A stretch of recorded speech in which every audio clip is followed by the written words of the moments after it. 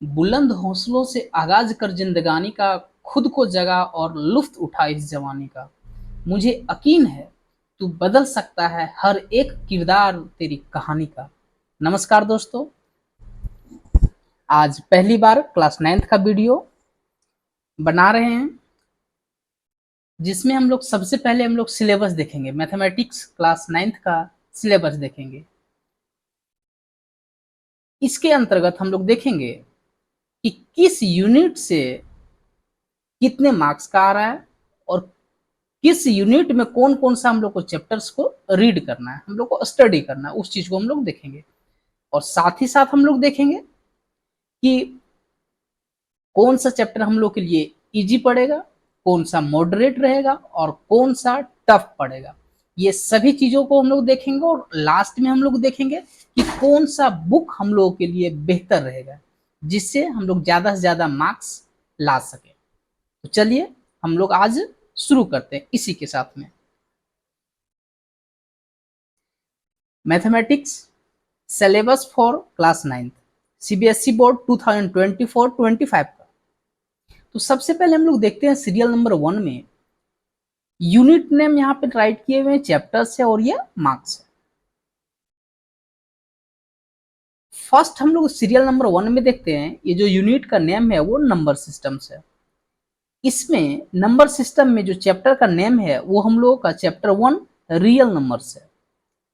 हम लोग का जो बुक में चैप्टर्स दिया रहेगा वो यही वाला दिया रहेगा, रियल नंबर्स चैप्टर 1। ये जो है हम लोग का 10 मार्क्स का आने वाला है। ठीक है, नेक्स्ट देखते हैं।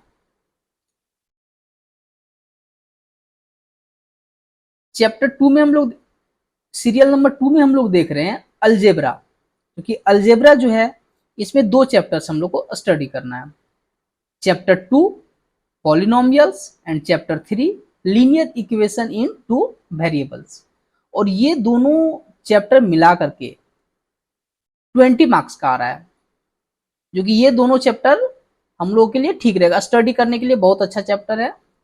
कैलकुलेशन चैप्टर है, कैलकुलेटिव चैप्टर है ये, और यहाँ से हम लोग मार्क्स ला सकते हैं। चलिए हम लोग देखते हैं थर्ड वाला। सीरियल नंबर 3 में देखते हैं कोऑर्डिनेट ज्योमेट्री। कोऑर्डिनेट ज्योमेट्री में चैप्टर 4 जो दिया हुआ है वो है कोऑर्डिनेट ज्योमेट्री है। यहाँ पे भी कोऑर्डिनेट ज्योमेट्री है और यहाँ पे भी कोऑर्डिनेट ज्योमेट्री है, तो कंफ्यूज नहीं होना है। कोऑर्डिनेट ज्योमेट्री यूनिट का नेम है और चैप्टर का नेम भी कोऑर्डिनेट ज्योमेट्री है। और इस चैप्टर से हम लोग का 4 मार्क्स का आने वाला है, 4 मार्क्स का आने वाला है।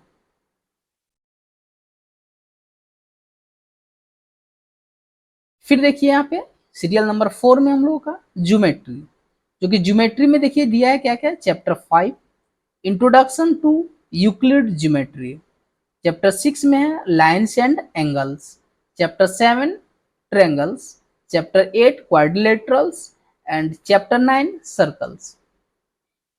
1 2 3 4 5 ज्योमेट्री के अंदर 5 चैप्टर आता है। क्लास 9th के सिलेबस में दिया है 5 चैप्टर। इसमें से आपका जो मार्क्स आएगा वो 27 मार्क्स का आएगा। और सबसे मोस्ट इंपॉर्टेंट जो चैप्टर है वो यही 5 है। ये बेस है एक तरह का, हम लोग कह सकते हैं क्लास 9th के लिए ये बैकबोन का काम करेगा ये चैप्टर्स, जो कि ज्योमेट्री के अंतर्गत आता है।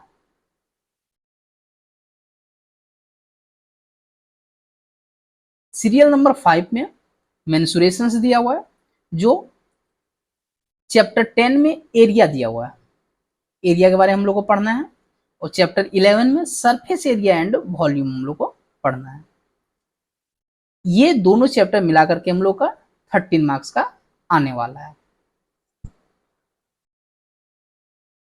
और जो लास्ट हम लोग का यहाँ पे सीरियल नंबर जो लास्ट 6 दिया हुआ है, इसमें यूनिट नेम है स्टेटिस्टिक्स। स्टेटिस्टिक्स में क्या है, एक ही चैप्टर आ रहा है इसमें, चैप्टर नंबर 12 जो कि बुक में रहेगा आपका स्टेटिस्टिक्स, और ये जो है वो 6 मार्क्स का आने वाला है।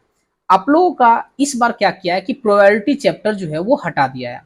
प्रोबेबिलिटी चैप्टर के साथ साथ बहुत सारे चैप्टर्स को भी हटाया गया है, लेकिन यहाँ पे प्रोबेबिलिटी चैप्टर पहले रहता था, उसको हटा दिया गया है। तो अब प्रोबेबिलिटी जो है आपको क्लास 10th में पढ़ने को मिलेगा, और यहाँ पे सिर्फ और सिर्फ स्टेटिस्टिक्स ही दिया हुआ है। तो इस तरह से हम लोग देखें कि हम लोग का कौन सा यूनिट में कौन कौन सा चैप्टर दिया है और कौन सा चैप्टर से कितने मार्क्स का आ रहा है।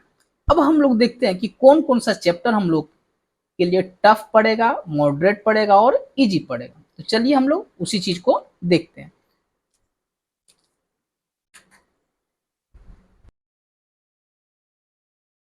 नंबर सिस्टम में रियल नंबर जो है ये हम लोगों को मॉडरेट पड़ेगा, ये हम लोगों को मॉडरेट पड़ेगा, मॉडरेट रहेगा। ये खूब हम लोग आसान नहीं कर सकते हैं ये चैप्टर को, ठीक है। नेक्स्ट जो पॉलिनोमियल है और linear equation in two variable, इसमें लीनियर इक्वेशन तो इजी पड़ जाएगा। यहाँ पे क्लास 9th का जो लीनियर इक्वेशन है वो आसान है, बट क्लास 10th का लीनियर इक्वेशन थोड़ा सा डिफिकल्ट है। बट पॉलिनोमियल्स जो है ये आपको मॉडरेट पड़ेगा, मॉडरेट, ठीक है। नेक्स्ट देखिए कोऑर्डिनेट ज्योमेट्री। कोऑर्डिनेट ज्योमेट्री आसान पड़ेगा, ये इजी चैप्टर है, ये इजी चैप्टर है, 4 मार्क्स का दिया हुआ और ये आसान भी है। नेक्स्ट देखते हैं ज्योमेट्री में हम लोग देखते हैं इसमें इंट्रोडक्शन टू यूक्लिड ज्योमेट्री, ये बहुत इजी चैप्टर है।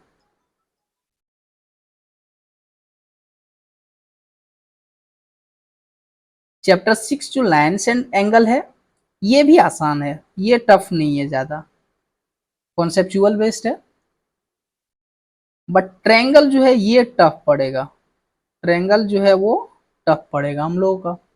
क्वाड्रिलेटरल भी हम लोगों के लिए टफ पड़ेगा, ये सब में थ्योरम दिया हुआ है जिसके कारण ये टफ हो जाता है।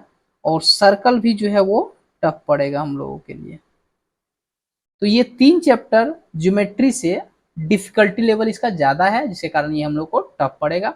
और बहुत सारे बच्चे को समस्या होती है यही 3 चैप्टर में। लाइन्स एंड एंगल थोड़ा सा समझ में आता है बच्चों को, बट ट्रायंगल, क्वाड्रिलेटरल और सर्कल में बच्चे फंस जाते हैं।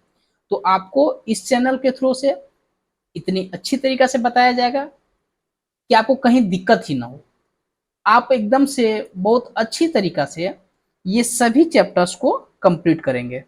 वो हम करवाएंगे आपको, जैसे जैसे हम करवाएंगे वैसे वैसे आप लोग को स्टडी करते जाना है और एकदम आपको कहीं भी समस्या नहीं होगी। नेक्स्ट देखिए मेंसुरेशन जो है, मेंसुरेशन में ये फॉर्मूला बेस्ड है तो इसको आप मॉडरेट कर सकते हैं। ये दोनों चैप्टर को आप मॉडरेट कर सकते हैं, डिफिकल्ट नहीं कर सकते क्योंकि फॉर्मूला बेस्ड है। फॉर्मूला बेस्ड को हम लोग उतना टफ नहीं कर सकते हैं। तो ये दोनों चैप्टर 10 और चैप्टर 11 भी। अब हम लोग देखते हैं स्टैटिस्टिक्स, चैप्टर 12 है। ये स्टैटिस्टिक्स भी बहुत इजी चैप्टर है, ये इजी ही है, ये टफ नहीं कर सकते हैं। और यहाँ से आपको ये 6 मार्क्स का पूछेगा जो कि एकदम आसानी से आपको ये एग्जाम में बन जाएगा क्वेश्चंस। अब देखिए हम लोग डिस्कस करते हैं बुक के बारे में कि कौन सा बुक हम लोग को पढ़ना चाहिए एग्जाम के पॉइंट ऑफ व्यू से। तो देखिए सबसे पहले तो एनसीईआरटी हम लोग को स्टडी करना है और इस चैनल के थ्रू से हम एनसीईआरटी ही बताएंगे। और इसके अलावे एक बुक और है जो सीबीएसई भी प्रीफर करती है, तो वो बुक है एनसीईआरटी एग्जाम्पलर, एनसीईआरटी एग्जाम्पलर। तो आपको ये दोनों बुक, ये अलग अलग 2 बुक है, first book second book. NCERT तो लगभग हर कोई पढ़ता है, बट एनसीईआरटी एग्जाम्पलर्स जो है वो हर कोई नहीं पढ़ता है क्योंकि इसका डिफिकल्टी लेवल थोड़ा ज़्यादा है। सभी बुक से हट करके ये बुक है तो इसका डिफिकल्टी लेवल बहुत ज़्यादा है जिसके कारण ये बुक को हर कोई नहीं पढ़ता है और ना ही कोई पढ़ाना चाहता है। बट मैं आपको पढ़ाऊँगा ये दोनों बुक को मैं बहुत अच्छी तरीके से पढ़ाऊँगा और सिलेबस कंप्लीट करवाऊँगा। तो आशा करते हैं अब हमारे इस वीडियो को लाइक करेंगे, शेयर करेंगे और अगर हमारे चैनल को सब्सक्राइब नहीं किए हैं तो आप ज़रूर करें। धन्यवाद। फिर मिलते हैं हम लोग कोई नेक्स्ट वीडियो में।